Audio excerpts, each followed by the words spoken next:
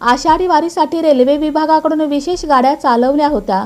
त्यातून 27.40 लाख रुपयांचे उत्पन्न रेल्वेला मिळाले आहे. आषाढी वारीकरता रेल्वे विभागाकडून 1 जुलै ते 10 जुलै या 10 दिवसात 239 गाड्या चालवल्या गेल्या. त्यात 2 लाखाहून अधिक प्रवाशांनी प्रवास केला असून यातून रेल्वेला 27.40 लाख रुपये उत्पन्न मिळालं. या 10 दिवसात रेल्वे स्टेशन आणि मार्गावर एकही अनुचित प्रकार घडला नाही.